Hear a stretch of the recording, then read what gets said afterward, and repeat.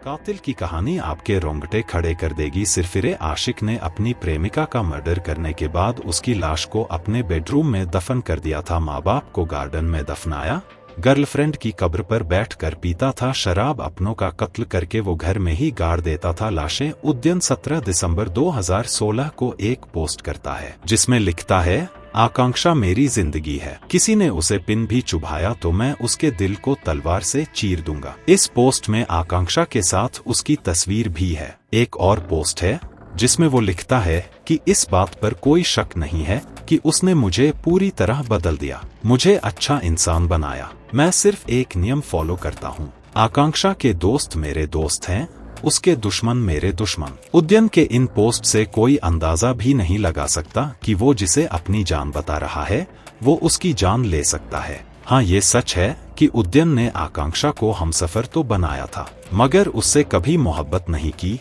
क्योंकि जिसके ज़हन में हवस हो उसके किरदार में कभी इश्क हो ही नहीं सकता। सिरफिरे आशिक ने अपनी प्रेमिका का मर्डर करने के बाद उसकी लाश को अपने बेडरूम में दफन कर दिया था। कातिल की कहानी आपके रोंगटे खड़े कर देगी। उद्यन कितना बेरहम था इसका अंदाजा इस बात से लगा जा सकता है कि उसने अपने सबसे करीबी 3 लोगों की हत्या की। माँ बाप के इकलौती औलाद उनकी मौत की वजह बनी। वहीं जिस गर्लफ्रेंड को वो बीबी बनाने का दावा करता था उसने उसे भी नहीं बख्शा। पश्चिम बंगाल के बांकुरा की रहने वाली आकांक्षा उर्फ श्वेता बेहद खूबसूरत थी, वह बहुत मिलनसार लड़की थी। उसी साल यानी 2007 में उसकी मुलाकात सोशल मीडिया के जरिए उद्यन नाम के लड़के से हुई। दोनों की दोस्ती कब प्यार में बदल गई पता ही नहीं चला। सोशल मीडिया से शुरू हुआ ये रिश्ता मुलाकातों और लंबी बातचीत में बदल गया। यह क्रम 7 साल तक ऐसे ही चलता रहा। ऐसा लग रहा था मानो आकांक्षा उद्यम के प्यार में पागल हो गई हो,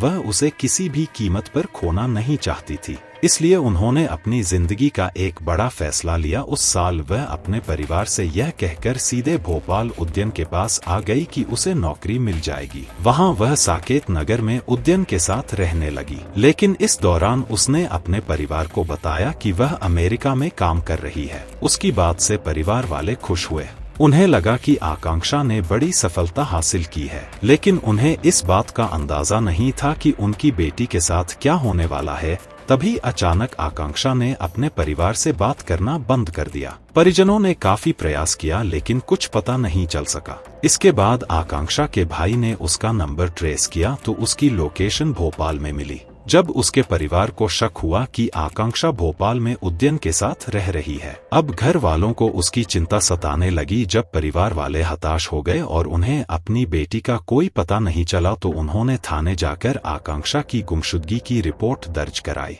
पुलिस मामले की गंभीरता को समझ रही थी। बांकुरा पुलिस टीम तुरंत भोपाल आई लेकिन उन्हें कुछ नहीं मिला। फिर भोपाल पुलिस की मदद ली गई और जांच आगे बढ़ी तो पूरे मामले का सनसनीखेज खुलासा हुआ। जांच के दौरान पुलिस को पता चला कि उद्यन ने अपनी प्रेमिका आकांक्षा की हत्या कर दी है और उसके शव को अपने घर के बेडरूम में ही दफना दिया। ऊपर से फ्लोरिंग की गई थी। उनकी निशानदेही पर पुलिस ने शव के अवशेष बरामद कर लिए। बांकुड़ा पुलिस ने 30 अप्रैल 2017 को आरोपी उद्यन के खिलाफ केस डायरी समेत करीब 600 पन्नों की चार्जशीट कोर्ट में पेश की थी। 19 गवाहों के बयान और तमाम सबूतों के आधार पर कोर्ट ने उसे दोषी पाया और उम्र कैद की सजा सुनाई। कैद होना इसी जांच में पता चला कि उद्यन न सिर्फ अपनी प्रेमिका का हत्यारा है बल्कि उसने 2010 में अपने माता पिता की भी बेरहमी से हत्या कर दी थी और उनके शव घर के बगीचे में दफना दिए थे।